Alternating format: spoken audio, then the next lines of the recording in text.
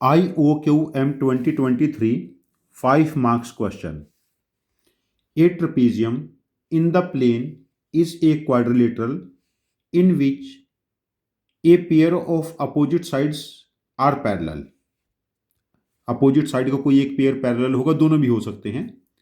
A trapezium is said to be non-degenerate if it has a positive area. जो generally हम Euclidean geometry में पढ़ते हैं, सबका एरिया पॉजिटिव आएगा, उनको नॉन डिजेनरेट बोलेंगे. Find number of mutually non congruent, जो एक जैसी ना हो. नॉन डिजेनरेट, जिनका एरिया पॉजिटिव हो. Trapeziums whose sides are 4 distinct integer chosen from the sets 5, 6, 7, 8, 9, 10. देखिए यहां पर हम ट्रेपेजियम कुछ ऐसे बना लेते हैं, जैसे ये साइड ए ले ली, यहां पर कुछ करके ये साइड कुछ ऐसे बी ले ली हम लोगों ने, ये साइड सी एंड ये साइड डी.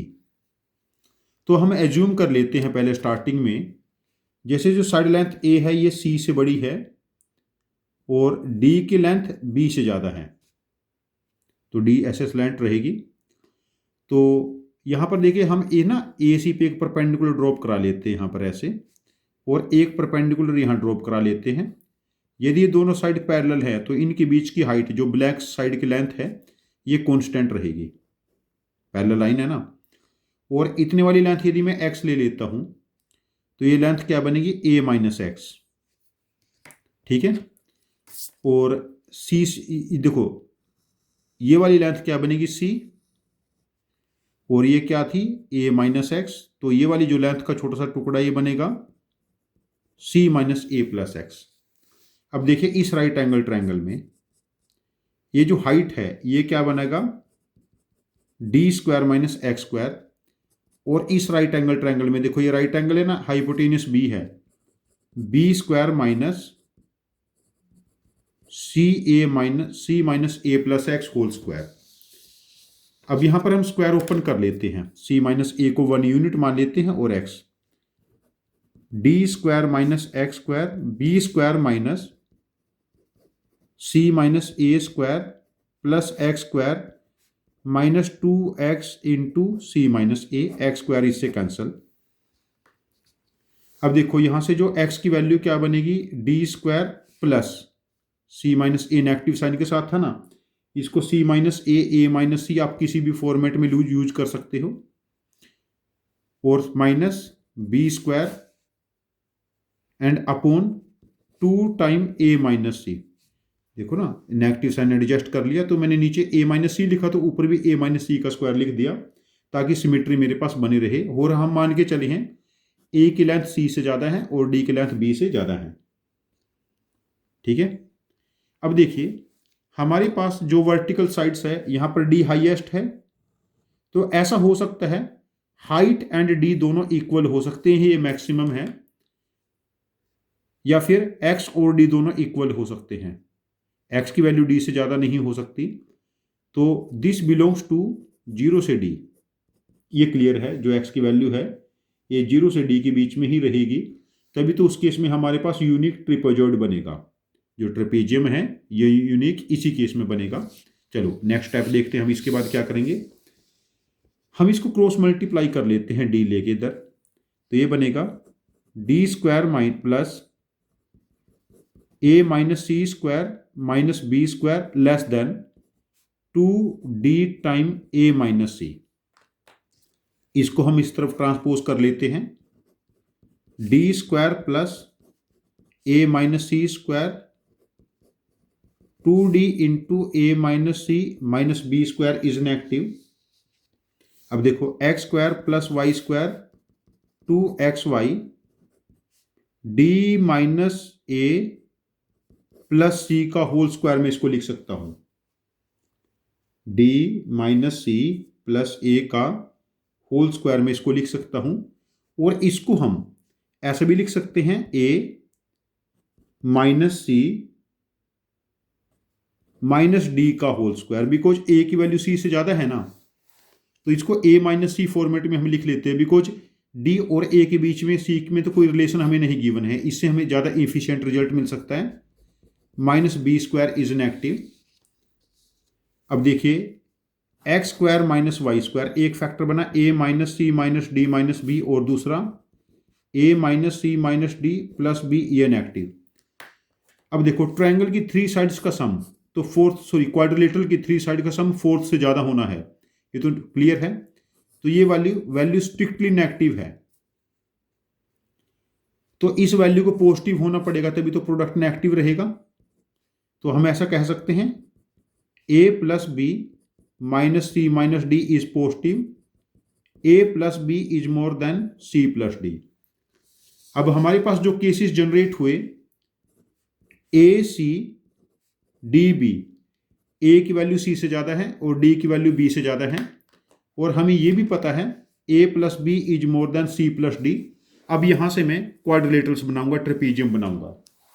जो पहला केस मेरे पास बनेगा, यदि ए की वैल्यू मैं 10 ले लेता हूं और बी की वैल्यू हम 8 ले लेंगे, तो उस केस में सिर्फ एक 9 की पॉसिबिलिटी रहेगी, 18। अब देखो साइड क्या लेनी थी, 5 6 7 8 9 10, ये साइड्स थी ना। यदि हम बी की जगह 9 ले लेते हैं तो डी की वैल्यू तो 9 से ज़्यादा लेनी है ना, ये गिवन था ना हमारे पास, d is more than b, तो बी को हम 8 ले सकते हैं। तो इस केस में हमारे पास सी की जगह 5 6 7 कुछ भी आ जाए, 3 सच ट्रेपीजियम बनेंगे। यदि यहां पर 10 के साथ मैं यहां पर ये 7 ले लेता हूं, 7 के साथ ये 9 पॉसिबिलिटी हो सकती है, 17, तो यहां पर मैं 8 नहीं ले सकता, 5 6 ले सकता हूं, उस केस में 2 हमारे पास पॉसिबिलिटीज रहेंगी। यदि 10 के साथ मैंने यहां पर 7 लिया, तो 7 के साथ यहां पर मैं 8 ले सकता हूं, 17, तो उस केस में 5 6 फिर यहां पर ले सकता हूं, 2 पॉसिबिलिटी मेरे पास और हो जाएगी।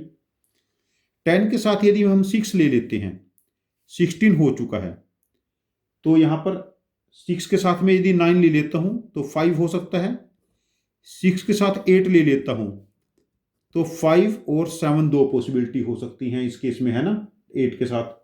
तो हमारे पास एक पॉसिबिलिटी यहां पर बनी, 2 पॉसिबिलिटीज यहां पर बनी। और यदि 10 के साथ हम यहां पर 5 ले लेते हैं, 5 के साथ 9 नहीं ले पाएंगे, बिकॉज 15 है, 9 के साथ फिर मिनिमम 6 लेना पड़ेगा, 15 हो जाएगा। 8 लेते हैं, 15, तो यहां पर 6 आ सकता है 8 के साथ। और यदि 5 के साथ हम 7 ले लेते हैं तो 15 है, तो यहां पर 6 आ सकता है। और 10 और 5 15, यहां पर 6 ले लिया, और 8 और 7, बिकॉज दोनों केस में हमारे पास सी और डी का सम ए प्लस बी से लेस है, ए प्लस बी 15 है, यहां पर सम सी और डी का लेस रखना है ना। तो यहां पर हमारे पास एक केस बना और 2 केस बने। ये कितने बने, 3 5 7 8 और 2 10 और 4 14।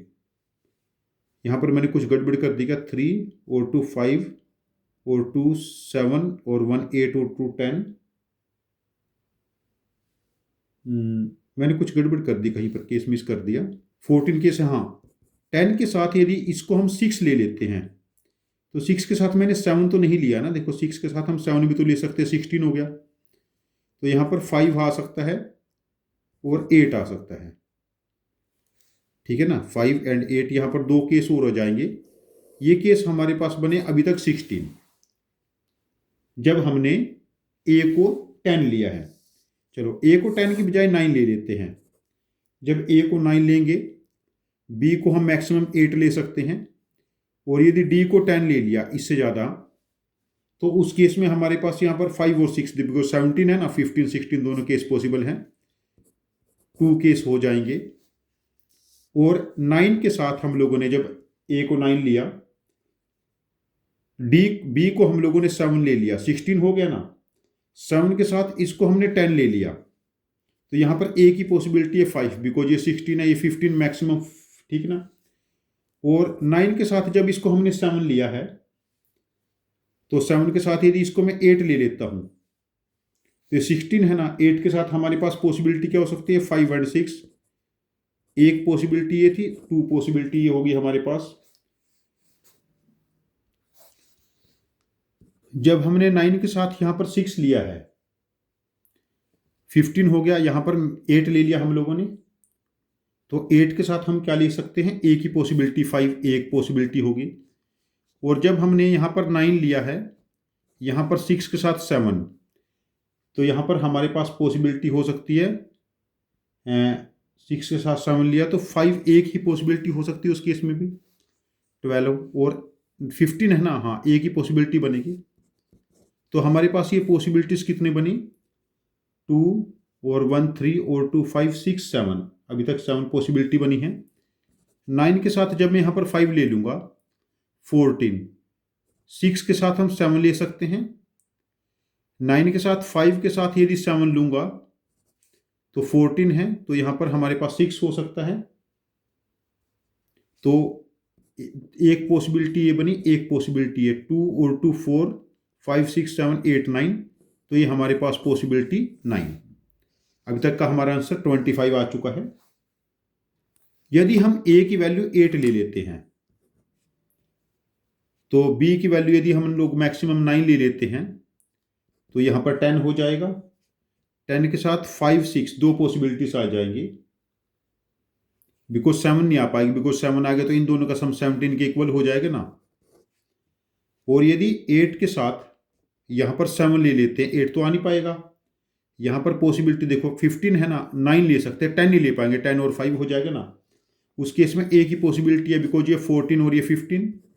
और 8 के साथ यदि यहाँ पर हम 6 ले लेते हैं तो उस केस में 7 और 5 ही एक पॉसिबिलिटी रहेगी, एक ये केस हमारे पास बने 4। अच्छा, यदि a की वैल्यू हम लोग 7 ले लेते हैं तो यहाँ पर मैक्सिमम 9 ले लिया, 10 और 5 15 है ना, 16 है ये। और 7 के साथ इसको 8 ले लिया तो 9 5, दो पॉसिबिलिटी है, 16 और 9 25 और 6 31। बस इसके आगे मेरे सॉल्यूशन नहीं बने थे, और ऑफिशियल आंसर की में मैंने चेक किया, इसका आंसर 31 ही था। तो इस क्वेश्चन का आंसर हम मार्क करेंगे 31। यहाँ पर जो मोस्ट कॉम्प्लेक्स केस है, पेशेंस के साथ इन केसेस की आपने प्रैक्टिस करनी है। यदि आपने इस क्वेश्चन का वीडियो सॉल्यूशन देखा है तो मेरा सॉल्यूशन है कि इसकी 3-4 बार प्रैक्टिस करें केस बनाने की। ये केसेस आपकी बहुत हेल्प करेंगे। Thank you very much for joining with us. Happy learning with us.